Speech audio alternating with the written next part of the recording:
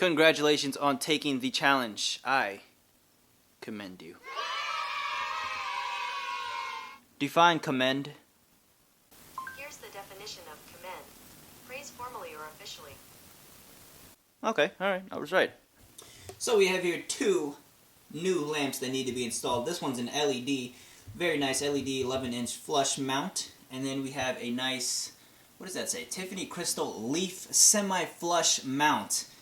Which I assume is going to look a little something like, something along those lines right there. So I have here everything laid out, both lamps. Obviously you don't want to do this. This is not what you want to do.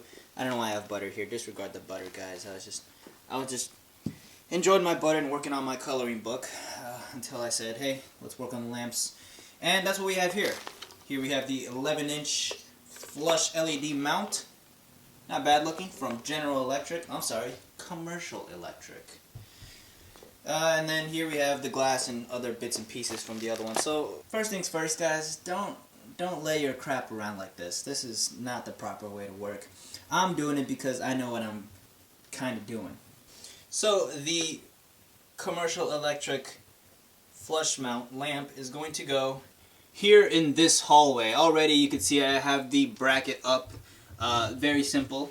Simply two screws that you gotta put up there. Very simple. I already have the bracket in place right here. Bang, bang. Those are two screws. Obviously, before you touch anything electric, you want to make sure you don't have any power. Alright, so we're all hash browns here. But if we flip that switch on, and we go back here, look at that. So that should be your first step before touching anything electrical, is just to see if there's any current or any power going through it. Don't want to get electrocuted. Okay, so once you have established that there is no live power, you want to go ahead and grab your mounting bracket or your mounting strap and go ahead, it's this bad boy right here, this thing. Using the provided hardware, you got one screw here and the other one right back here. Go ahead and mount that to your outlet box, like so, and I've already went ahead and put in the ground screw along with the ground wire. I will clean it up a little bit later on, but just wanted to show you guys where I'm at right now. Pretty simple stuff so far. So as you can see, we have a black cable right here, and we have a white cable right here. So here's our neutral, and here's our live cable right over here. And if you look on the back of the lamp itself, you'll see that we have a black cable right here, we got a white one right here, and look at that, we got a ground right here as well.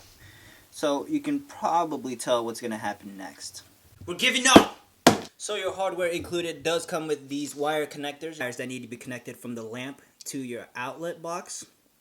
However, sometimes the hardware they give you is kind of cheap and flimsy, so you can go ahead and use, bam, yellow wire connectors. A little bit better. Alright, so obviously we want to go black with black, white with white, and ground. Go ahead and make love to the other ground right up there. Very simple. This is where you are going to need those wire connectors I showed you earlier, along with electrical tape. So let's go ahead and do that now. Like so. You want to twist the cable coming from the lamp around the cable from the outlet box. You'll see the ones that come from the lamp have that sort of brushed wire, as opposed to the one come from the actual outlet box itself is a solid wire.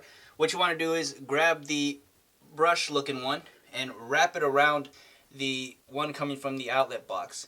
The way you want to wrap it around is in a way so that when you put these wire connectors on, it's gonna reinforce the wrap that you did for this on that. Because if you did the opposite, if you wrapped it the opposite direction and you're putting on the wire connector, you're gonna compromise the connection, and thus you're gonna have to go back into it and fix that. So be sure you watch how you're wrapping the cables and connecting them. I got a little ahead of myself there. You want to grab your wire stripper and be sure to strip just a notch off a bit of the jacket from the cable coming from the outlet box, just enough so that you can wrap the one from the lamp around there, and eventually get to this process. Alright, so once you have connected the wires together from the lamp to the outlet box, you want to go ahead and put electrical tape all around the live and neutral wire, as I did. As you can tell here, I also went ahead and connected the ground wire to the other ground wire. So theoretically speaking, if I flip that switch, this light should come on. We will see that in action. All that is left now is to just tuck your wires in the box neatly, making sure all the cables are tucked in there and there's no stress on them or anything that could cause damage or compromise your connections. And then you just put on the mounting, what is that? It's like a mounting screw, and you're done. Once you have neatly packed away all the cables back into the box, like I said, making sure nobody's bothering nobody, you go ahead and place the locking nut, which is that bottom piece right there, making sure everything's nice and aligned, and you just screw that up as much as you can, or at least until the lamp itself is nice and flush with the ceiling itself. If everything goes well, you do everything right, you flip the switch, and you have light. Not that difficult, right guys? Alright, now it's time for lamp review. Look, I just flipped the switch. Flip. I don't know nobody else that's doing